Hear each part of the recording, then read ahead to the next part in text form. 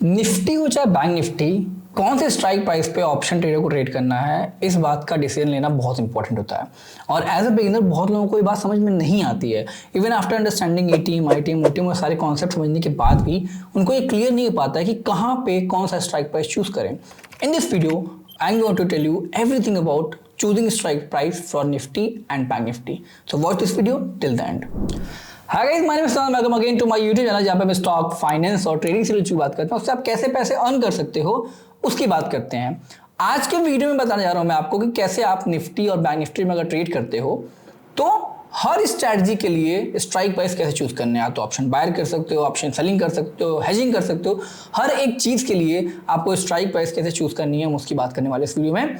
और आपको काफी कुछ नया सीखने को मिलेगा अगर आप एक बिगिनर हो ऑप्शंस में, या फिर आपको नहीं समझ में आता कि कौन से स्ट्राइक प्राइस को चूज करें तब। So as you guys know कि ये एक ऑप्शन की सीरीज चल रही है। इसमें मैंने आपको ऑलरेडी कई लेक्चर्स दे चुके हूं और कई वीडियोस आ चुकी हैं। ये सीरीज में हम आज बात करने जा रहे हैं कि आप कैसे स्ट्राइक प्राइस चूज कर सकते हो। तो इसके लिए आपको एक कॉन्सेप्ट जो क्लियर होना चाहिए वो है एटीएम, आईटीएम और ओटीएम का। ये कॉन्सेप्ट बिल्कुल क्लियर होना चाहिए। मैंने ऑलरेडी इस वीडियो में बता रखा है कि कॉन्सेप्ट में क्या होता है, कैसे होता है, क्या आपको करना है, एकदम डिटेल में समझाया है।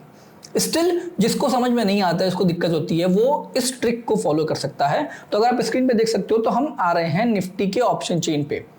ठीक है, निफ्टी के ऑप्शन चेन पे आना है आपको, या फिर बैंक निफ्टी के ऑप्शन चेन पे, किसी भी आओ। बैंक निफ्टी निफ्टी दोनों में एक ही चीज चलती है। कोई स्टॉक रहेगा तो उसमें भी एक ही चीज चलेगी। अब आईटीएम ओटीएम और एटीएम कैसे डिसाइड करना है कि जो भी आपका येलो कलर का है, जैसे मान लिया ये वाला ब्लॉक और ये वाला ब्लॉक, ये सारे आपके आईटीएम होते हैं, इन द मनी होते हैं, ये भी और ये भी। ठीक है, तो ये दिमाग में डालो कि येलो मतलब इन द मनी, येलो मतलब इन द मनी, येलो मतलब इन द मनी। ठीक है, देन जो व्हाइट कलर में है वो आउट ऑफ द मनी होता है। ओके, जो व्हाइट कलर में है वो आउट ऑफ द मनी होता है, और जिस प्राइस पे निफ्टी ट्रेड कर रहा है अभी, वो उसके पास वाला जो आपका स्ट्राइक प्राइस होता है वो एट द मनी होता है। जैसे मान लेते हैं अगर हम निफ्टी की वैल्यू अभी देखें तो क्या है 17,563, तो उसके आसपास क्या हो जाएगा 17,550 और 17,600, तो वो आपका हो जाएगा एटीएम, मतलब ये और ये आपका एटीएम हो गया।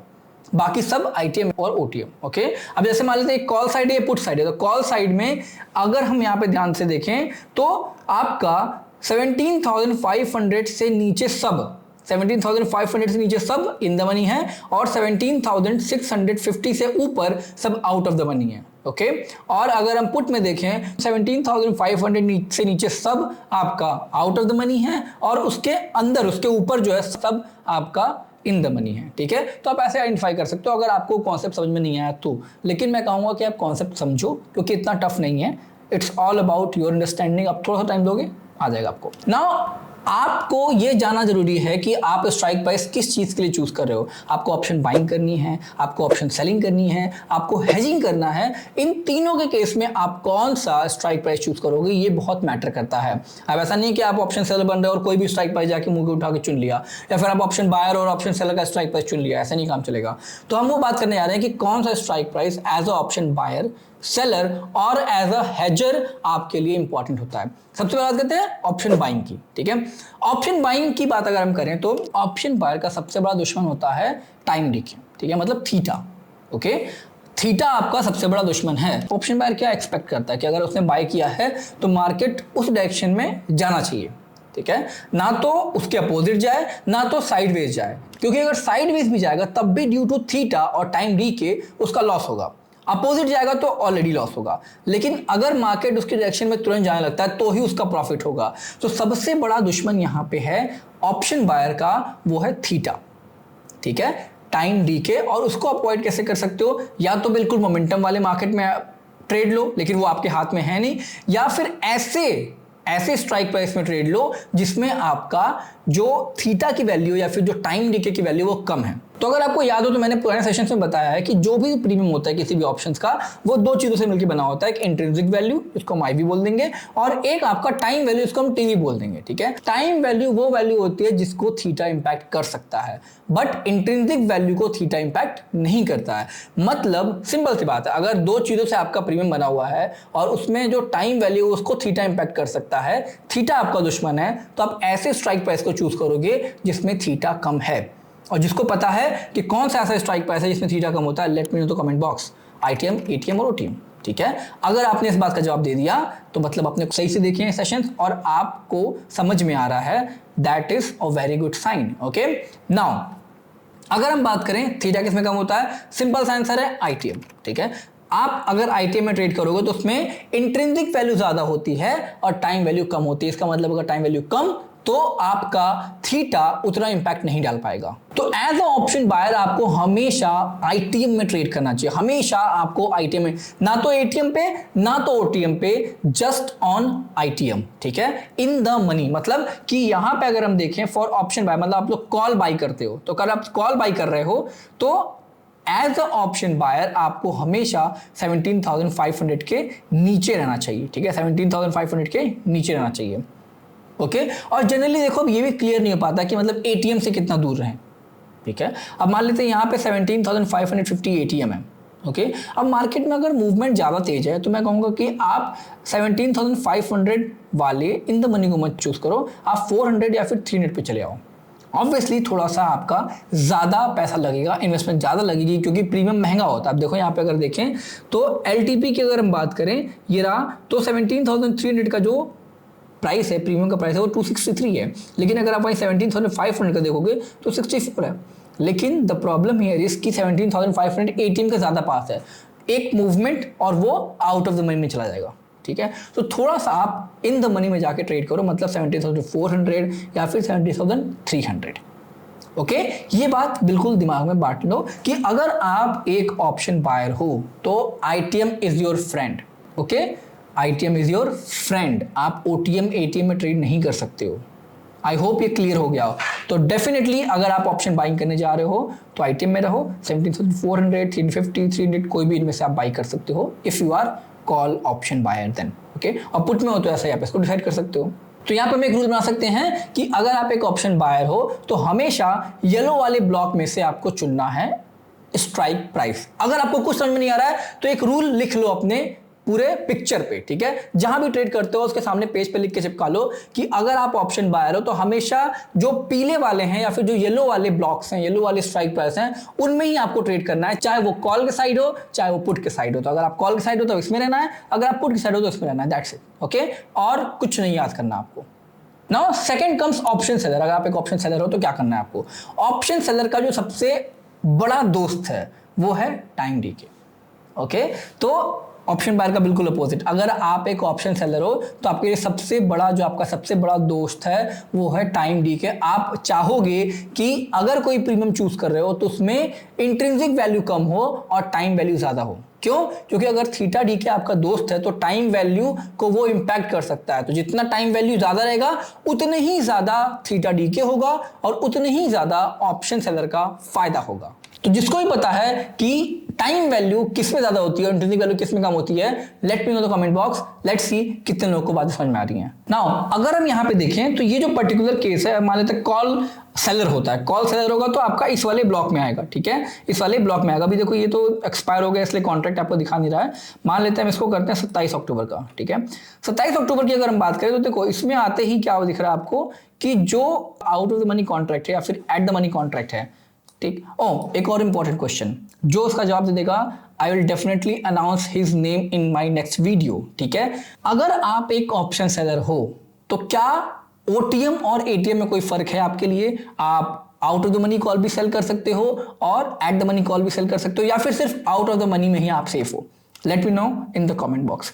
ठीक है, तो चलिए यहाँ पे अगर आप देख सकते हो तो जो प्रीमियम है वो 90 रुपीज का है। ठीक है, इस पर्टिकुलर प्राइस स्ट्राइक प्राइस का 650 का प्रीमियम 90 रुपीज का है। अब इसको अगर आप सेल करते हो, ठीक, तो इसमें आपका मोस्टली टाइम वैल्यू होगा और अगर स्टॉक यहां तक नहीं पहुंचता है तो you will definitely make money in this particular strike price. ठीक है, लेकिन ऐसे स्ट्राइक प्राइस चूज नहीं करते हैं हम, स्ट्राइक प्राइस चूज करते हैं on the basis of our price action analysis. ठीक है, तो आप लोगों को ऑलरेडी ऑप्शन चेन एनालिसिस मिल चुकी है। ठीक है, नहीं मिली है तो आप जाके चेक करो पुरानी वीडियोस, लिंक आपको डिस्क्रिप्शन में मिल जाएगा, जाके चेक करो ऑप्शन चेन एनालिसिस कैसे होती है, उस बेसिस पे आप सपोर्ट रेजिस्टेंस डिसाइड कर सकते हो, ठीक है, और प्राइस एक्शन के बेसिस पे भी। तो मान लेते हैं अगर आप निफ्टी में ट्रेड कर रहे हो, आपने डिसाइड किया कि सपोर्ट रेजिस्टेंस कहां बनाना है, तो मान लेते हैं अगर आपका सपोर्ट अभी फिलहाल अगर हम इसको देखें ध्यान से, तो ये लेवल जो है इंपॉर्टेंट लेवल है, क्योंकि यहाँ पे निफ्टी रुका हुआ है, ये एक तरीके से रेजिस्टेंस की तरह काम करेगा। और ये वाला जो इंपॉर्टेंट, ये जो लेवल है ये भी इंपॉर्टेंट है, क्योंकि निफ्टी यहाँ पे रुका हुआ है, ये भी एक तरीके से सपोर्ट की तरह काम कर रहा है, ठीक। और अगर नहीं माने तो ये कर सकते, थोड़ा सा और ऊपर जा सकते हैं, यहाँ मान लिया, ठीक है। अब यहाँ पे 18,000 को क्रॉस नहीं कर पा रहा निफ्टी, दैट्स फॉर श्योर, ठीक है। तो ये आपका एक रेजिस्टेंस हो गया, ये आपका एक सपोर्ट हो गया। तो अगर हम यहाँ पे ध्यान से देखें तो बहुत बड़ा जोन बन गया है 18,000 और 16,800, ठीक है, इसको ब्रेक नहीं कर पा रहा है। ओके, तो एज अ ऑप्शन सेलर आपका गोल क्या होता है कि अगर आप सेल कर रहे हो तो उस लेवल से नीचे या फिर ऊपर रहे। ओके, यही तो आप चाहते हो कि जो भी आप स्ट्राइक प्राइस सेल कर रहे हो वो आपका ओटीएम हो जाए।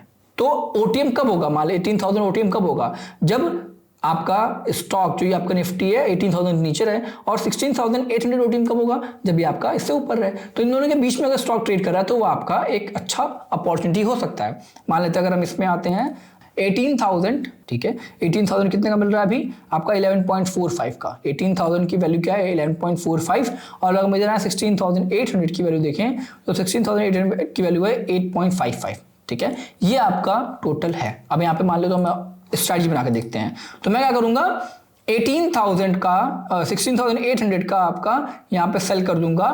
क्या हमें ओटीएम रहना हमेशा, तो ये व्हाइट कलर का ओटीएम है, तो मैंने सेल कर दिया पुट, मैंने कर दिया सेल पुट, ठीक है, ये पुट सेल कर दिया। अब हम अरे ये तो हमारा 20 अक्टूबर का चल रहा, सॉरी 27 अक्टूबर कर लेते हैं। ओके, मैंने कर दिया 16,800 का पुट सेल, ओके, और हम आते हैं यहाँ पे करते हैं 18,000 का कॉल सेल, ठीक है। अब देखो यहाँ पे जो मिला मेरे को, डिलीट कर दे, यहाँ पे आपको दिख रहा है कि 16,800 का आपने सेल किया, सेल किया, अब आपको यहाँ दिख रहा है 1,000 रुपीज का प्रॉफिट हो रहा है, ठीक है, 1,000 रुपीज का प्रॉफिट हो रहा है। अब अगर आप यहाँ देखोगे जो आपका पे ऑफ चार्ट दिख रहा है, जैसे पे ऑफ चार्ट की अगर बात करें तो पे ऑफ चार्ट में आपको क्लियरली दिख रहा है कि अगर मार्केट 16,800 के से ऊपर, ठीक है, 16,800 से ऊपर और 18,000 के नीचे रहता है तो आपका टोटल प्रॉफिट होगा 1,000 रुपीज का, ठीक है, टोटल 1,000 रुपीज का प्रॉफिट होगा। मतलब अगर आप ट्रेड कर रहे हो, ऑप्शन सेलिंग कर रहे हो, तो this is going to be your strike price,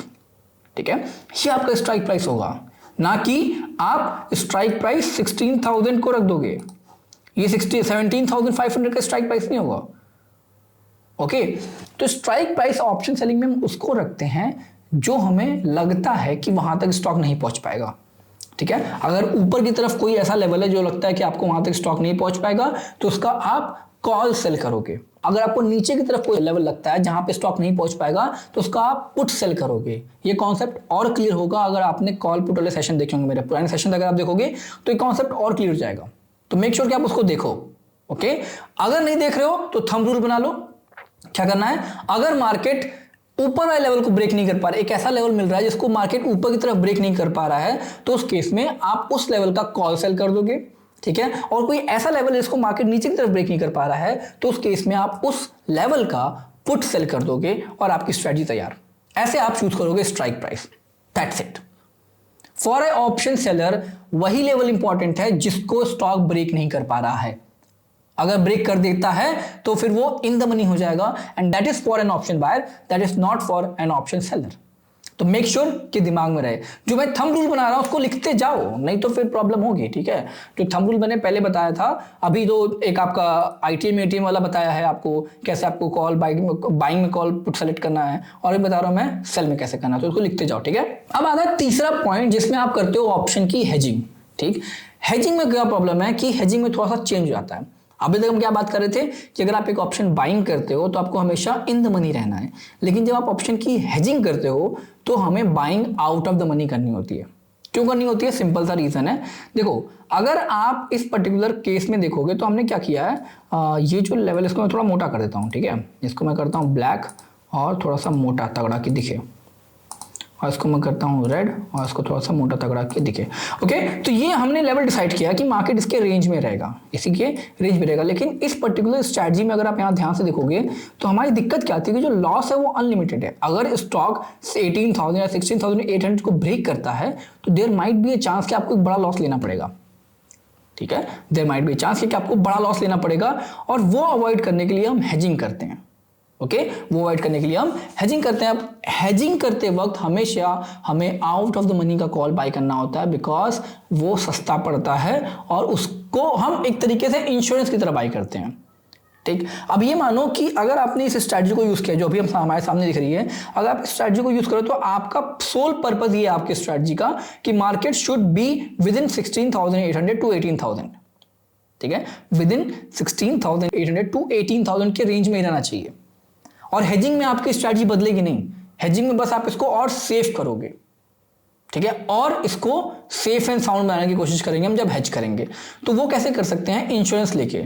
जैसे आप इंश्योरेंस लेते हो, उसका प्रीमियम पे करते हो, तो प्रीमियम वापस नहीं मिलता है। ओके, अगर मान लेते हैं आपको कुछ होता है, खुदा ना खास्ता अगर आपको कुछ हो जाता है तो उसका फायदा मिलेगा आपको, लेकिन अगर कुछ नहीं होता है तो प्रीमियम खत्म, वो एक तरीके से लॉस हो गया। लेकिन अल्टीमेट लॉस वो होता अगर आपको कुछ हो जाता है, प्रीमियम नहीं देते आप, आपकी इंश्योरेंस नहीं होता, तो आपका अल्टीमेट लॉस होता। हम अल्टीमेट लॉस को बचाने की कोशिश करते हैं जब हम हेजिंग करते हैं। ठीक है, चलिए, तो यहां पे अगर हम ध्यान से देखें तो 16,800 के नीचे अगर स्टॉक जाता है तो हमारे पास एक लेवल है, मान लेते हैं ये वाला, हम इसको ग्रीन बना लेते हैं, मान लेते हैं 16,600। ठीक है, 16,650। ठीक है, ये लेवल बना दिया, और ऊपर हम बना लेते हैं 18,100। ठीक है, अब इस लेवल की अगर हम बात करें तो ये ऐसे लेवल हैं, ओके, ये ऐसे लेवल्स हैं जहाँ पे हम ध्यान देंगे कि इससे ऊपर निकलते वक्त क्या हो सकता है। अब जैसे मान लो मैं अगर यहाँ पे आता हूँ, ठीक है, मैंने इसमें सेम चीज़ें ऐड कर दी, अब इसको मैं ऐड करता हूँ, इसमें 18,550 को बाई कर लेते हैं। ठीक है, और इधर क्या करते हैं, 18,750 को बाई कर लेते हैं। ठीक है, इसको मैंने बाई कर लिया। अब देखो आपका अनलिमिटेड लॉस निकल के आ गया सिर्फ और सिर्फ 2,350 के लॉस पे। मतलब अब अगर यहाँ पे मार्केट मूव भी करता है इसके बाहर तो आपका मैक्सिमम लॉस इतना होगा। हमने क्या किया, इंश्योरेंस बाय किया, और ये आपका मैक्सिमम लॉस होगा। ठीक है, प्रॉफिट को भी मत देखो अभी, प्रॉफिट तो आगे बढ़ता रहेगा, चेंज होता रहेगा। It's complete depends upon the premium price. अभी प्रीमियम की प्राइस सही से अपडेट नहीं है, तो इसलिए आपको जो प्रॉफिट है अलग सा दिख रहा है, गलत दिख रहा है, but still profit will be there, और लॉस हमारा बहुत कम हो गया। तो इस केस में हमने कैसे स्ट्राइक प्राइस को चूज किया, हमने इस बेसिस पे चूज किया कि किस पर्टिकुलर लेवल को हमें सेव करना है, और उसके बेसिस पे हमने चूज किया। 16,800 को सेव करना था तो हम 7,050 पे गए। ठीक है, 18,000 को सेव करना था, हमने 18,050 पे गए। तो इस तरीके से आप स्ट्राइक प्राइस चूज कर सकते हो। ठीक है, तो स्ट्राइक प्राइस हम अलग अलग तरीके से चूज करते हैं। ऑप्शन बाइंग में हम आईटीएम चूज करते हैं, ऑप्शन सेलिंग में हम ओटीएम चूज करते हैं, और ऑप्शन की हेजिंग में हम क्या करते हैं, जो सेलिंग में किया वही करेंगे, बट एक उससे सेल वाले लेवल है उससे ऊपर और नीचे निकल के हम बाई भी करते हैं। ठीक है, थोड़ा सा ऊपर नीचे निकल के हम बाई करते हैं, जैसे स्टॉप लॉस लगा रहे हो आप, जस्ट लाइक स्टॉप लॉस आप इसमें बाई कर सकते हो, और ये आपका स्टॉप लॉस की तरह काम करेगा। Even if you are holding it for 2, 3, 4 days, market कहीं भी मूव करता है, इट डजंट मैटर, बिकॉज आप बिल्कुल सेफ हो, आपका मैक्सिमम लॉस इतना होगा। That's it. तो आई होप इस स्ट्रैटेजी का आपको मजा समझ में आया हो, और ये पर्टिकुलर स्ट्राइक प्राइस चूज करना आपके लिए आसान हो जाए इस स्ट्रैटेजी के बाद। अगर कोई डाउट है तो please let me know the comment box, मैं कमेंट पे रिप्लाई करने की कोशिश करूंगा, या फिर मैं एक अलग वीडियो बनाने की कोशिश करूंगा। ठीक है, कमेंट जरूर करना, और वीडियो अगर पसंद आए तो लाइक तो कर ही जाना यार, क्या दिक्कत है, कोई पैसा थोड़ी लग रहा है, ना पैसे मांग रहा हूँ मैं। Okay, till then bye bye, take care, मिलते हैं वीडियो में। Thank you so much.